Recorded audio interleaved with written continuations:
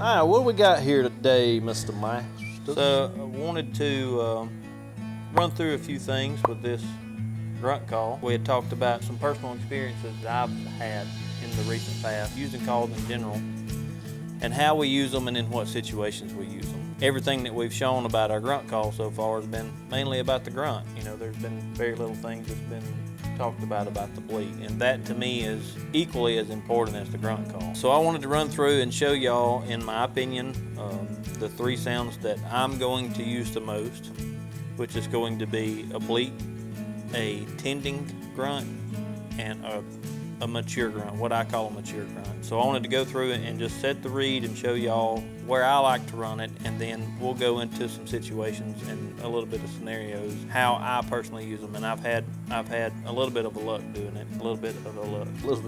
I've had some luck. Some luck. So again, this is our grunt call called the Exterminator, a two-piece, and it has an adjustable reed. We found a metal reed, which is good mainly for the point of not freezing. A lot of your plastic style reeds are bad about freezing, you know, if you hunt in areas that are sub-freezing levels the majority of the time. We here in Alabama don't really have that much of a problem. We may hunt all season and have 3 or 4 days it gets down below freezing as a whole. But you can roll this thing all the way down. It's got a brass clip at the bottom of it. And this is what I call the mature buck grunt.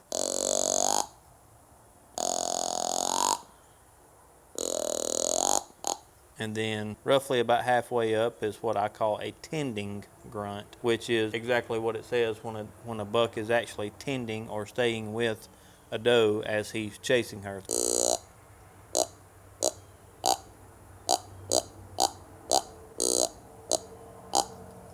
So I've heard that several times hunting down in South Alabama in that same scenario where they're actually, you know, full-blown chasing, running through the woods. And then this is going to be where I like to run. It's a little bit more toward the top, and obviously everybody's going to have their own opinion. Put it where you want it. Yeah, because I have a little bit different ear and like the settings just a little bit different. Same thing with, you know, turkey calls. You might like a striker better than I like a striker just because you get the rasp or the higher pitch or whatever, but everybody's got their what they've heard that one turkey or deer do in the woods, and it's like that's what I want to sound like. So this will be roughly where I run the bleat call.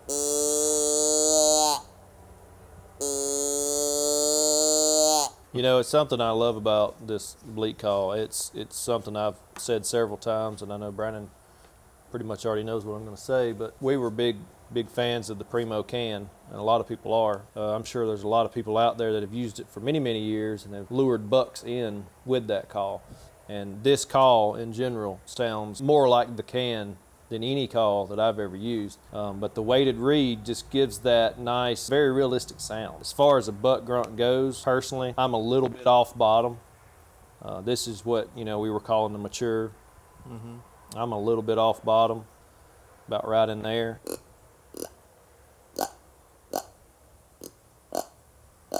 That's kind of the way I like to do my tending style grunt than more of a bleh grunt.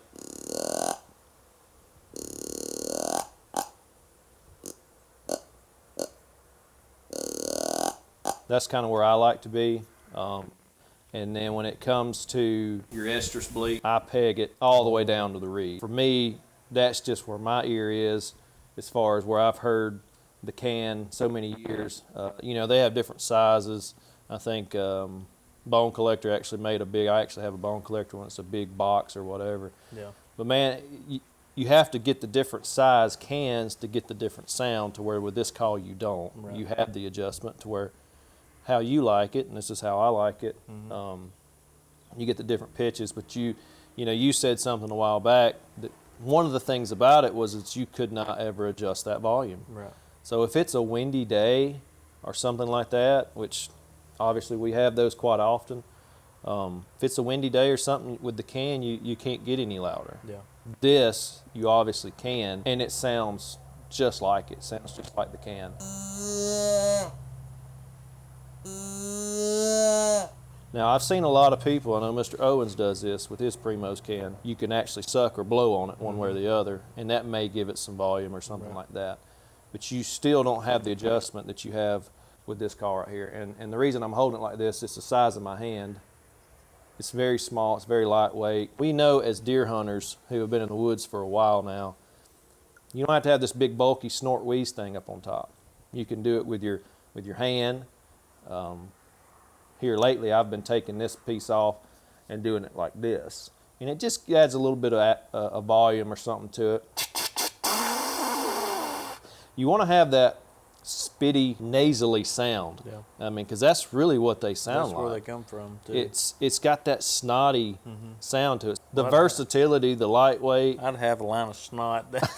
I would too. I knows if I done it with my nose. But the versatility of this call, the size, convenience, the realism, everything that goes along with it, it captures everything. And that's what me and Brandon and Hunter have tried to do as call makers. Lightweight, it's cherry, it's a great wood for the outdoors, the versatility in the reed, the realistic sound that the weighted reed gives, and that is what we're all about as call makers. So Hunter was ingenious enough to put the groove on both the top piece and the bottom piece. So just depending on how you want it, if it's hanging around your neck and you're in the woods in the tree stand and you want to adjust your reed, you can drop it this way and adjust your reed and not have to worry about dropping the top part. But if for some reason you wanted it to be the other way, then you can move it to where the imported part never drops. yeah. So it's just another attribute that he decided to put in there. Even the little things, you know, like that may matter to somebody. That's about all I got that I want to say. Yeah, going back to what Brett was saying earlier, he's killing me. So I wanted to try to go over a couple of different scenarios and how I personally have had luck in the past with using deer calls as a whole. You're pretty much going to be able to call to deer in one of two ways. Deer that you can see or deer that you can't see. And in the sense of a deer that you can't see, if you're using grunts, then the grunt is a grunt. You can use a mature grunt, the lower one, and you can just throw them out there 3, 4, 5 at a time, once every 15 or 20 minutes. And using the tending grunt is kind of the same concept. On a deer that you can't see, you're just going to do a sequence every 10 or 15 minutes. Periodically throughout that day. The only difference with the Doe Bleat is just how many that you use in a row. I typically do 3 Doe Bleat sequences in a row with the spacing of about 10 seconds in between each bleat, and then I'll space that entire sequence out about once every 15 minutes. Sorry. So the other half of that is using those calls toward deer that you can see. So if I'm not seeing a deer, my thought process, I'm going to do a tending grunt to sound like I'm chasing a deer. Right. But if I'm seeing a deer, I'm going to generally do a bleat or a snort wheeze or Right. something. A mature buck will respond to that in sounding like there is another buck in his area chasing a doe that could possibly be hot or something like that. Deer are communicating all year long.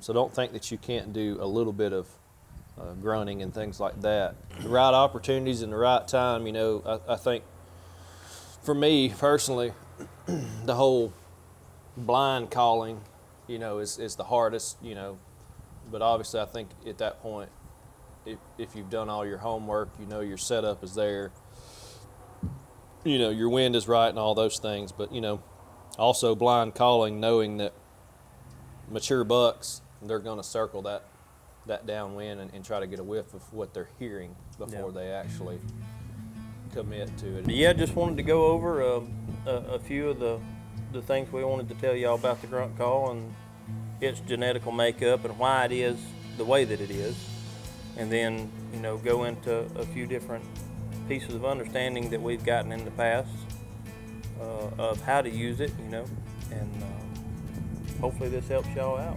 Yep, and if anything in this video helped y'all in any way, give us a thumbs up, hit that subscribe button if you're not already, share the video if you think this could help someone else in any kind of way, and we'll see y'all next time. We'll see you next time.